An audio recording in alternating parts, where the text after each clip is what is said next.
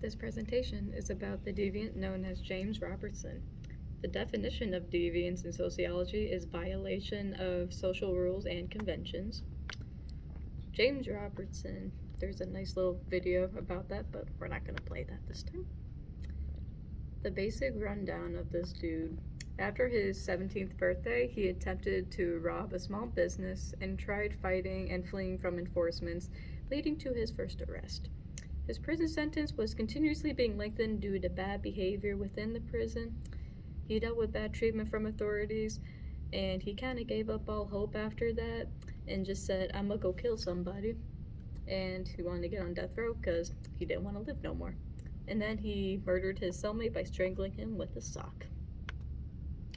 It all started out with him just kind of being a petty criminal. He wasn't really killing people quite yet. At a young age of 12, he started stealing a lot of things and doing drugs as he got older. He eventually just started doing more violent crimes as he got older.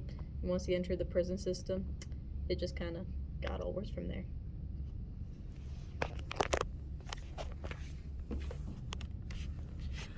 He also murdered someone in prison. Not only is committing a crime in itself deviant from the average person, but James is also deviant from other criminals.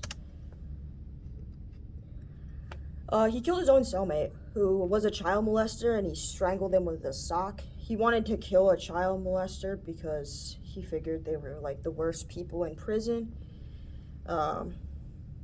He figured he could do it because he didn't want a child molester in his cell, and since he was more of a longer sentence, he got put with somebody in a longer sentence. And the third reason that he's clearly a deviant is because he wanted to be put on death row. Robertson said, I'd much rather have a needle stuck in me than be electrocuted, but I could go either way. You read how it's inhumane, but that's loads of bull crap. You don't really feel anything. Robertson tells documentary makers how he's unfairly targeted by police officers and basically the unfair treatment because of them. He didn't really like having that much interaction with them. And with being on death row, you would get a bigger cell and you wouldn't have to share it. And you get a television and yard time, and those advantages became too much for him to ignore. So there's a couple things that made him, or possible reasons of him being a deviant. That's because his socioeconomic status was lower middle class. He is quoted saying he had nobody to love while growing up and nobody loved him, and that he never had a family. His parents were violent and abusive towards him.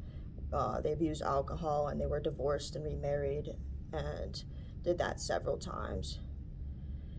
And in the midst of all his parents' drama and issues, he started his rebellious ways, so it all ties together. Committing small crimes and being disobedient in prison to murdering someone, James Robertson is a deviant from both the regular man and the classical inmate.